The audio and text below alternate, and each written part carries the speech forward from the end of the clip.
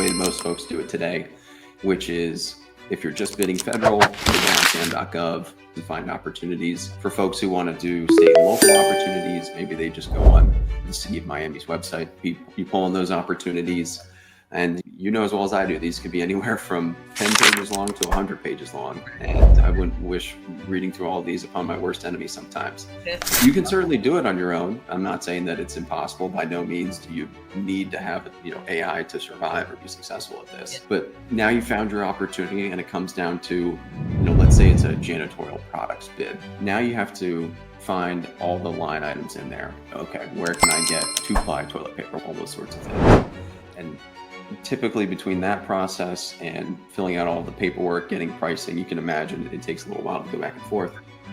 And where an AI tool can come in there and help you is essentially automating 98% of that process. And then those quotes start to come in, software puts your margin in there, fills out all of your paperwork, all the set aside information, and can really start to basically put together an entire proposal for you. Wow. That is so just powerful within itself, because now you have a tool that's essentially like your executive assistant doing all the footwork for you. I believe that time is like the most valuable asset that we all have. And so having a tool like this not only saves you time, but it'll enable you to be in a position to bid more often.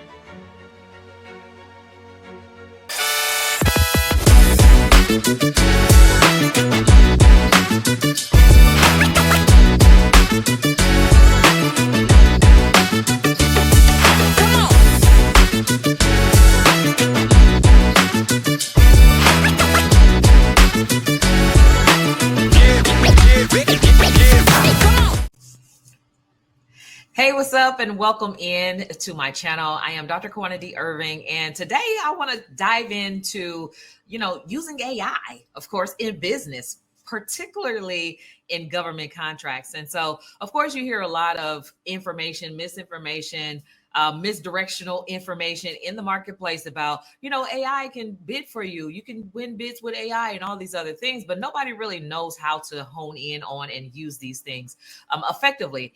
But also the misinformation is that, AI is an assistant. It won't do 100% of the work for you. But today, I'm not the expert on AI, but we definitely have an expert in the room, of course. He's the COO and the co-founder of American Logistics. And I've been vetting this company, for several months now, and they seem to, have a great grasp on an effective tool that they've developed specifically for government contractors. So make sure that you guys lock in to the information, because this tool is definitely going to be a game changer. So if you know anything about me, I'm about working more efficiently, doing things faster, more streamlined, and finding ways to save time but make more money. And so this right here is the tool and the solution that I've identified for both service-based as well as, I believe, product-based businesses as well. And so I'm going to bring to the stage Mr. Tim Silk, who is the COO and co-founder of American Logistics, and we're going to break it all down. So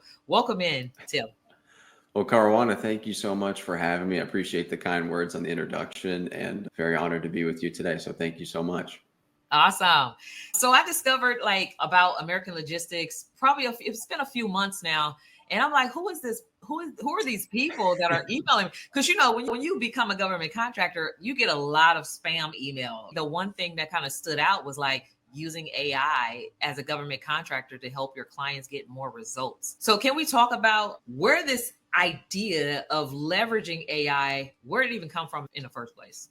I'll kind of give you the origin story of American AI Logistics. So I started American AI with my co-founder, John Cofrancesco, in early 2023. We didn't know exactly what it was going to be, but we knew that, we're both kind of entrepreneurial at heart, and we wanted to start some type of business together.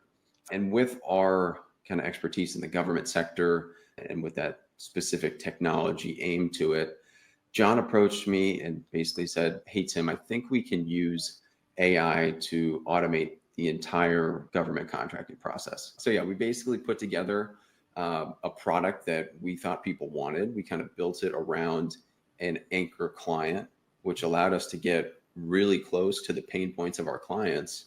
We have a product that our clients love, and we love helping small businesses. That's one of the things. John and I, as entrepreneurs at heart, we get a huge kick out of helping people start and grow their own businesses. And that's why we wake up every day. I think that that's one thing that attracted me to you, because I too serve small businesses, and it's like my passion to serve small business entrepreneurs, right? So especially being I'm still a small business entrepreneur, and so but I started micro small, I think that's one thing that helps you guys at American AI Logistics kind of stand out in the marketplace, is because sometimes people just want to sell things, right? They don't care about their market, but the mere fact that a part of your whole makeup is like, we want to help small businesses specifically.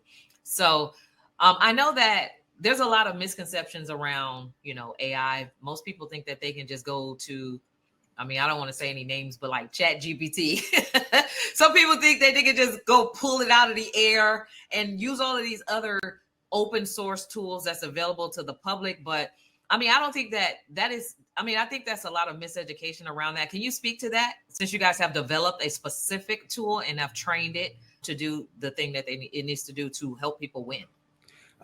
Certainly. And I think one of the important things to understand, and we tell all of our clients this, is where is that line of where the technology ends and the human begins? Yeah. Because no technology, no matter how good it is, at least, as of, October 2024, can replace a human in terms of building a relationship with a contracting officer. People always buy from people at the end of the day. That's right. I don't care if you buy your car from CarMax or you go to True Car, or, at the end of the day, there's someone at the other end of that table selling you that car, and people buy from people. So, there are the large language models in the market. And I think it's important to kind of look at the AI market, if we're taking the 30,000 foot view, in three buckets. So the large language models of the Claudes and the Chat GPTs, if I were to place a bet now, I think that market's going to kind of turn into search, where Google, let's call them Chat GPT, Google, they're going to own 90+% of that market, and they'll just fight each other out, and one of them will become a behemoth. Yeah. Then on the complete opposite spectrum are the more AI agents, which I guess you could describe, our type of business, where it's very niche based. We try to be one thing, and we don't try to be anything but that one thing. Yeah. And then where I think no man's land happens is in between there. Because right now there are a lot of tools where it's not very clear exactly what the scope is. I think that's going to be a very tough place to operate. Yeah. And unless you have a very defined scope on what the clear value proposition is that your product brings somebody, running a government contracting business, it's going to be pretty difficult to kind of convey that. And that's why when we set out to kind of build American AI, we're very clear that, here's exactly what our product does. Here's what it doesn't do. And, by no means is this a get rich quick or any type of thing like that. This is, this is not a slot machine sort of situation where you just kind of sit there and pull the lever. But it can certainly, AI in general can automate a lot of that administrative process and let you, as the entrepreneur, as the business owner, kind of shine in your natural skills, so that you're not having to deal with this entire administrative process. Yeah.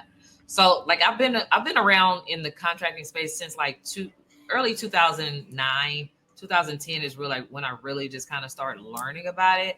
But I know by the time 2011, 12, when I landed my first government contract, it would take me forever to go through an RFP, RFQ, whatever. A solicitation would take several hours. What do you say are the benefits? What are some of the key benefits of being able to use basically a seasoned tool that has been specifically designed for government contractor, like the tool that you guys have? That's a good question. And let's kind of take your example of the way that most folks do it today, which is, if you're just bidding federal, you'll go on sam.gov, put in your parameters, and find opportunities. For folks who want to do state and local opportunities, maybe they have an aggregator to find opportunities. Maybe they just go on, the city of Miami's website. You pull in those opportunities. And, as well as I do, these could be anywhere from 10 pages long to 100 pages long. And I wouldn't wish reading through all of these upon my worst enemy sometimes. You can certainly do it on your own. I'm not saying that it's impossible. By no means do you need to have, AI to survive or be successful at this. But now you found your opportunity, and it comes down to, let's say it's a janitorial products bid, something pretty cut and dry, pretty simple. Now you have to find all the line items in there. Okay, where can I get, 2-ply toilet paper? Where can I get number 2 pencils? All those sorts of things. And typically between that process and filling out all the paperwork, getting pricing, you can imagine it takes a little while to go back and forth. And where an AI tool can come in there and help you is essentially automating 98% of that process. So finding those opportunities for you. So it's a curated feed. And then from there, pulling out every single line item. So what our software does in the background is it finds every single line item. And if it knows, okay, the city of Miami needs 100,000 rolls of toilet paper, it emails Dade Paper, it emails Kimberly Clark and other manufacturers and distributors requesting quotes. And then those quotes start to come in. The software puts your margin in there, fills out all of your paperwork, all the set aside information, and can really start to basically put together an entire proposal for you. So our clients receive a completed proposal that they can submit. So that's kind of what the market looks like right now. But any strong entrepreneur is shooting for where the market's going to be. And where we see the market going to be is in this predictive engine that we call Historian. And what that will be able to do is 3 things, and 3 very important things.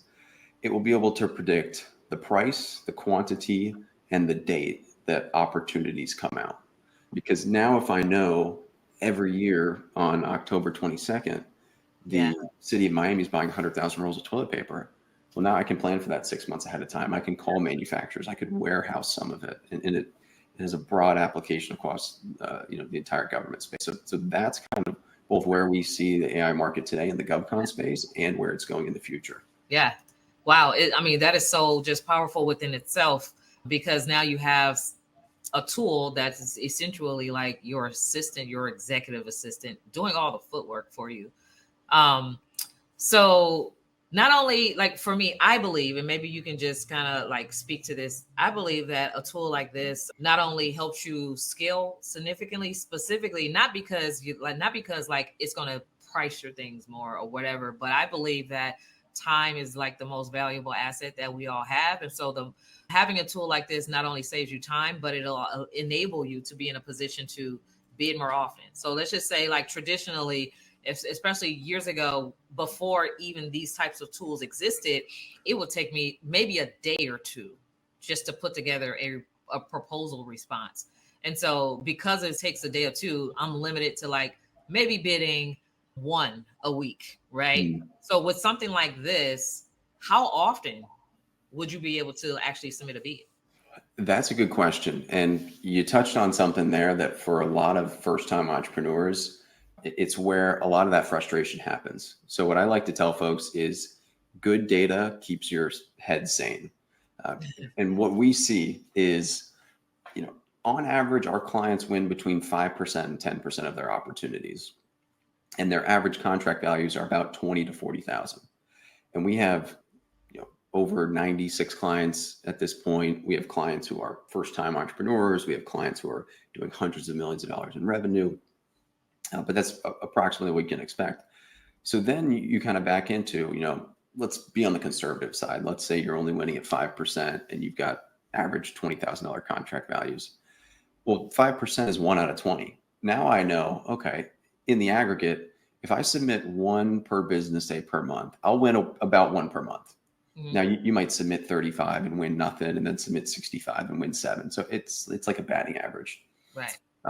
But by having that data, 1, you kind of keep your sanity, because you could easily be on day 19 where you've spent all this time putting proposals together and submitting them, and you don't hear anything back, and you just want to drive yourself absolutely nuts. Yeah. And I know exactly what that's like. Now, in terms of how many can you bid on, in a reasonable fashion, what we found with our clients, and this was a learning when we started the business, is there's really 2 main constraints. Once you start bidding a good amount. So the first constraint in any business, and a great way to figure out what the constraint in your business is to ask yourself, what's causing me from 10xing where my business is at today? And for most folks just starting out, it's submitting bids. Yeah. So once you kind of conquer that constraint, the next constraint is either just the human capital to answer phone calls and emails from contracting officers, or it's cash flow and credit lines. Yeah. So that's why what we recommend for anyone starting off is stick to one bid per day.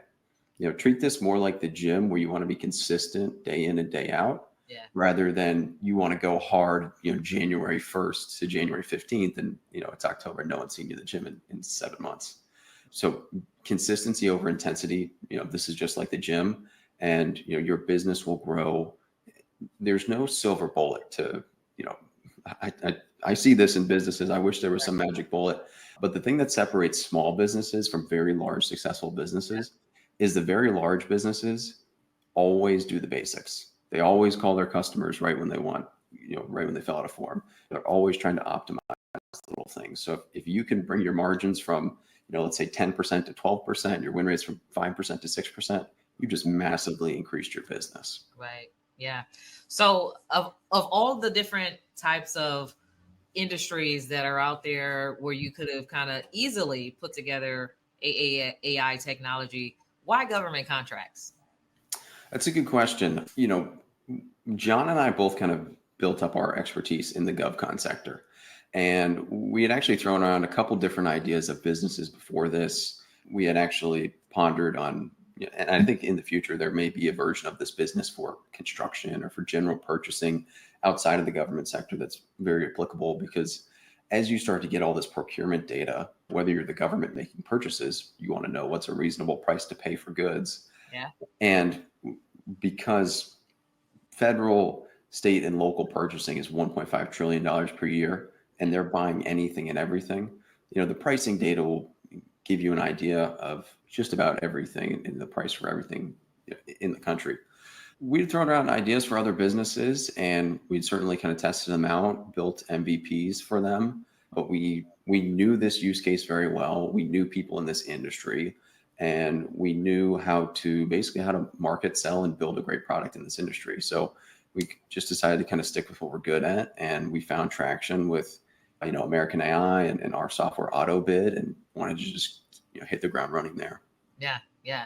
So wow, there's so many gems like in just the information that you're sharing, and just the thought process of being able to be more consistent in submitting a bid a day. I mean, that's like, if you do it every day, 7 days, that's like that's 7 times. Well, that's one times 30 or 31. That's like 31 bids a day, or 20 if you're just working Monday through Friday or something like that. So I mean, that's a lot of opportunities that you're putting out, where you're only doing like 20%, pretty much 20% of the work, right? With this particular tool. So where do you see AI evolving? How do you see it evolving in this government contracting industry? Do you think like the old fashioned, hands-on reading 100 pages by yourself is like going to still exist, or become non-existent? Where do you see it going?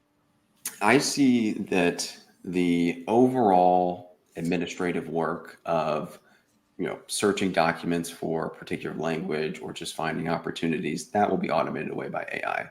The quote gathering process, that will be automated away by AI. So for example, on some of these large government-wide acquisition contracts, like NASA Soup, a lot of these software resellers, and this is kind of getting out of the small mom and pop business, we're getting into more enterprise folks at the moment. Hey, thanks so much for watching this video. I hope you're enjoying it. I wanted to take some time to invite you to join me in the GovCon Challenge. The GovCon Challenge takes place once a month, where I invite a bunch of entrepreneurs and aspiring entrepreneurs to come and have me teach you the 5 things you must do to pre-qualify your business to land lucrative contracts with the government. So join me in the GovCon Challenge. Click on the link in the description. You'll be glad you did. Join as VIP for exclusive behind-the-scenes information, and you could become a part of the top 1% of entrepreneurs across the nation. Now back to the video you were watching. A lot of those software companies, they have inside sales teams that when an opportunity comes out on NASA Soup, they're emailing Carahsoft or the software OEM for a quote. And then on the other side of that, there's someone at Carahsoft responding back. Yeah. And people are people. People occasionally fat finger a mistake, or respond to the wrong opportunity, things like that. So I think a lot of that will get condensed, and you'll see federal sales kind of bid board teams shrink, but the federal sales executives who are shaping deals on the government side, you'll be able to hire more of those folks, because they'll be able to work with contracting officers and shape larger deals for themselves.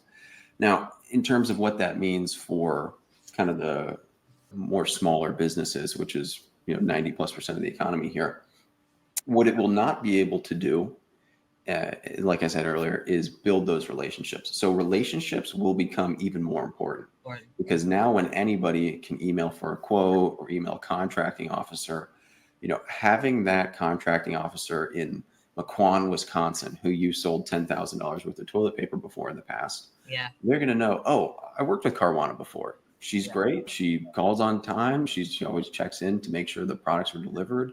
Her team's great. They remembered my birthday last year, things like yeah, that. So yeah, in a world where everyone has short attention spans and it's technology this and technology that, understanding there are certain things that you could automate, but those relationships are just going to become even more valuable. yeah.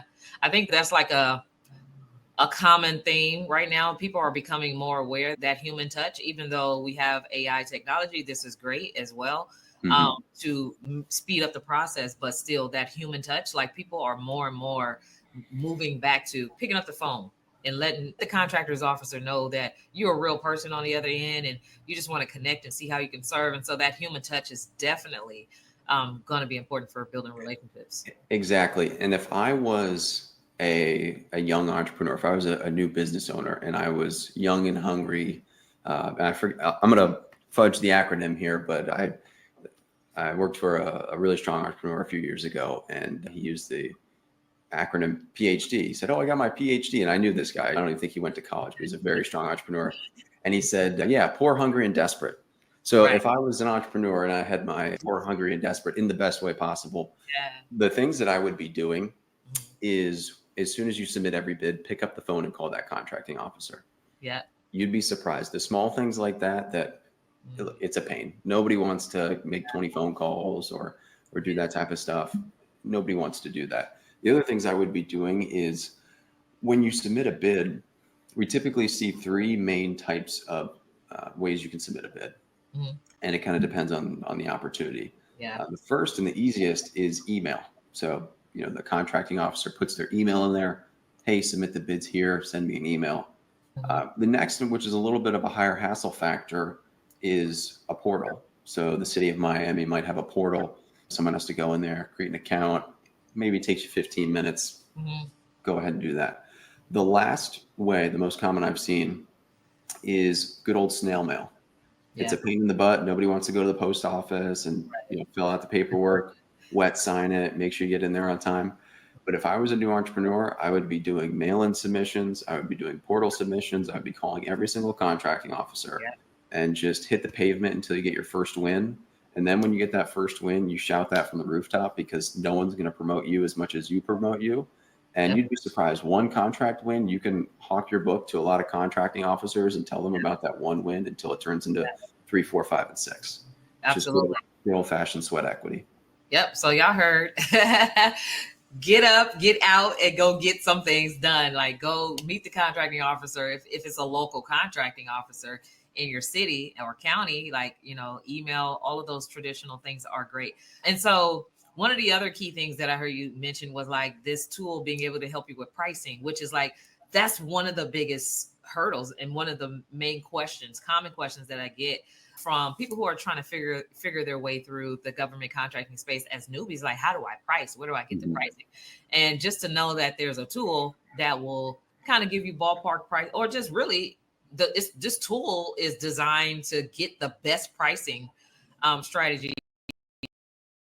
out there for you. So can you want to speak to like how it helps with pricing things? Sure, certainly.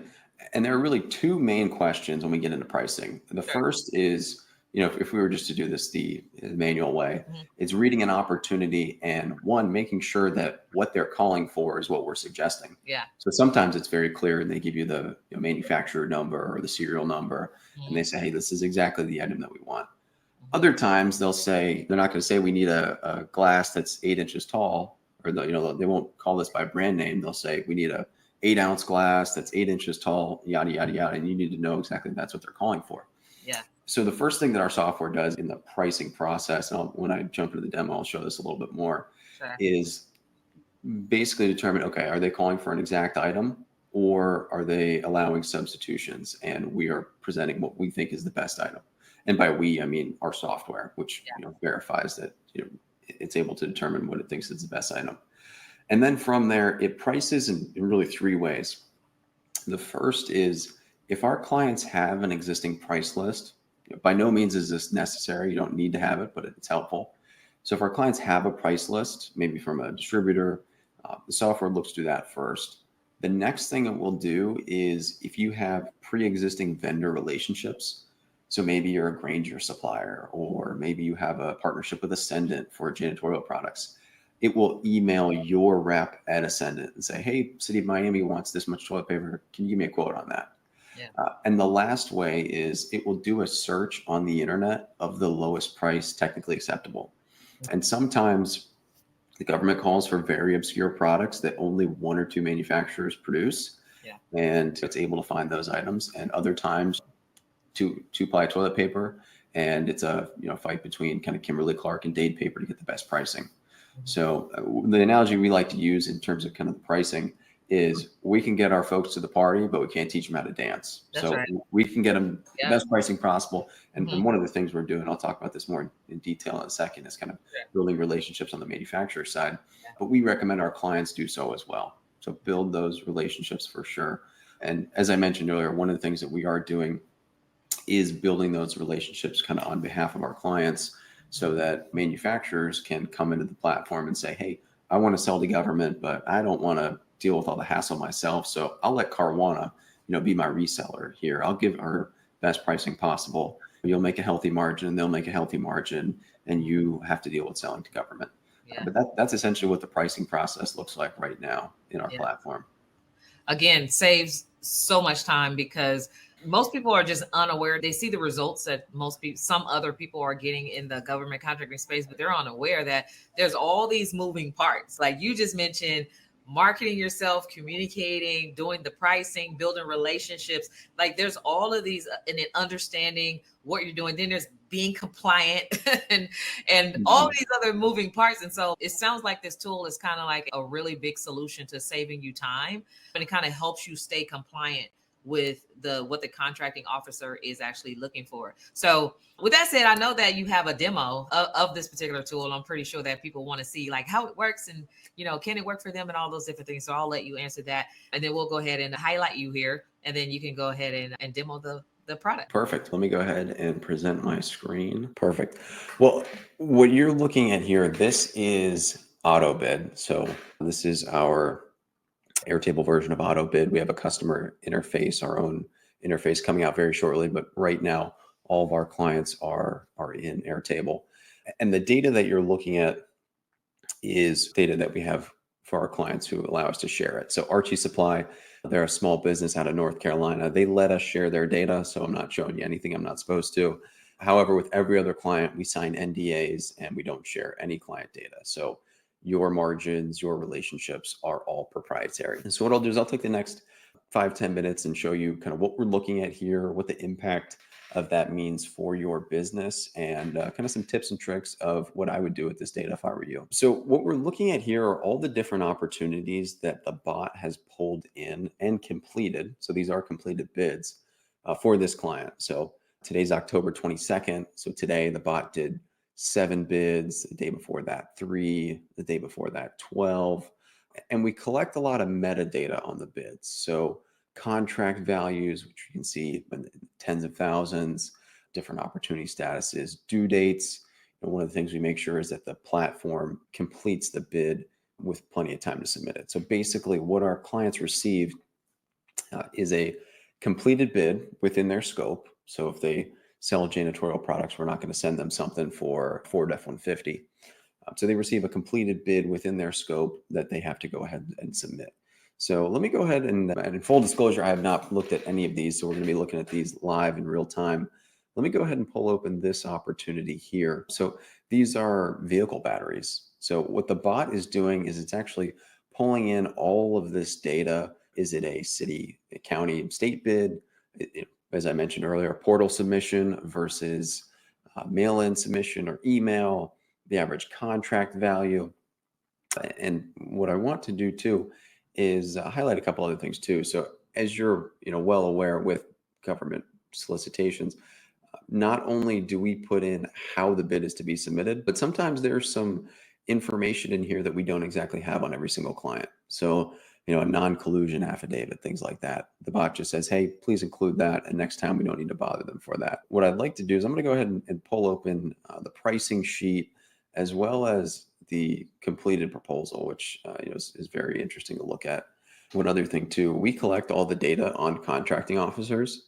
So you can, one, definitely call all the contracting officers, but you can also, run marketing campaigns to them. So we have all that data collected. Now, in terms of pricing, we mentioned earlier, let's kind of jump through this and let me show you how the bot works, what it's doing in that nature. As we can see here, this is a bid for about 10 different batteries. Uh, I'm not a batteries expert. I don't know what a 31P battery is. But what our bot did is it found either that exact item or something very similar. And you can see in here, is this the exact item? Is it the equivalent? Our bot found the exact item. We've also integrated something that we call the similarity rating. And it's a fancy thing, but basically on a scale from 1 to 10, how good is the item that our bot found versus what they're asking for? And with all 9s and 10s, it found the right item. So what the bot did is it searched online for these different items. It looks like it went to a battery wholesaler online and found all of the pricing information. It found that exact item, that pricing. It calculates taxes, shipping, things like that. And we can see here's that 12-volt battery that was being called for. Now, it did this for all 10 items, and we could bore you with the nitty gritty, all evening with this. But essentially, what it does is after it takes the pricing, taxes, shipping, it applies your margin on there, and then what it creates is this completed proposal with all of the pricing information completed. So with this is a cover page for Archie Supply, which is that client of ours. A little bit of custom verbiage specifically to this opportunity. Their team has some military experience, so that's certainly included in there as well. And then the pricing page. So this is all of those items that were being requested down to the unit price, our client's desired margin put in there, and all of that in one area. And as I mentioned earlier, average contract value is about 20 to 40,000. This is slightly above that. So this is a very good opportunity. And with that, every opportunity just about has some type of documentation that needs to be filled out. We'll see if this has any that does. But what the bot will do is it will go in and it will select check boxes that need to be selected or certain signature pages that need to be signed. I'm not sure if this had any that needed to be or not. But you can see perfect example right here. Put in the company name, the title of the individual. You can even dry sign a signature here. So that's essentially from A to Z. That is what the bot does. So what our clients see, they get a very user-friendly dashboard like this with the proposal completed. And that's the A to Z process of auto bid. And for that, we charge a flat fee of $25 per proposal. We really want to make it so it's affordable for folks. And that's essentially the entire process. It organizes all that data for you in one spot. It's finding opportunities for you based on your criteria. And then it's pulling in all those opportunities, reading them line item by line item, finding pricing for wholesale batteries and toilet paper and miscellaneous products, and allowing you to really build your business. Super. Awesome. Yeah. And so every time I see that presentation, I'm like, oh, sign me up, right? Sign me up today. Like I'm really ready to add this additional stream productizing. So now, and this tool also works for, does it also work for service-based businesses? Yeah, it does work for services as well. So basically the process is very similar for services. And for services, service folks kind of fall into two buckets. If clients want to do the work themselves and they have predetermined labor rates and things like that, they just put those into the platform, and it's very much a similar process. Finding the opportunities, bot fills out the paperwork. Now, an important thing to mention too is with very complex services. So let's talk, IT services. When you start getting into methodologies and things that require a subject matter expert, that is the point where, hey, that's where the human's going to beat the software today. A human subject matter expert is probably going to need to take a look at that and say, all right, I need to tweak the last 10% here. Yeah. But essentially, it's the same sort of process. And yeah, our product accommodates both products and services. Cool. I'm excited. I definitely appreciate you and your expertise, and you guys thinking of us as government contractors, like to the fact of like, how can you design a tool that's going to help us win more bids? And so essentially that's what it comes down to. It's a tool that will help us win more bids and make more money. And how can, basically, I know we're going to drop in the show notes. You said about $25 per bid, and it's bidding like one bid a day. Is there like a minimum, or they have to buy in bulk, or is it like a subscription, so that people can know exactly what they're getting into? It's going to pay. Like, I can see that it's going to pay for itself, especially if it's doing that thing on automation. Yeah. Great question. So yes, we will put a link in the show notes for a Calendly link to book a time with someone on my team, Okay. one of our folks who can kind of walk them through the platform, dig deeper into their business, their Yep. use case. For product bids, it's a flat fee of $25. For service bids, it's $50. We do sell them in $6,000 chunks, and the reason for that is, frankly, the clients who do the best with us are really in it for the long term, and we Yeah. invest heavily in our clients. Yeah. Everyone gets a dedicated account manager. We're constantly working with them. And for small businesses, we understand that that's not an insignificant amount of money, but through Klarna and through Afterpay and Affirm, we do have some partnerships with them to kind of make it more palatable. Yeah. But in terms of next steps, if someone's interested and wants to learn a little bit more, we'll put the Calendly link below. It's special for your audience, Caruana, and you can book a time with someone on my team. We're happy to chat with you.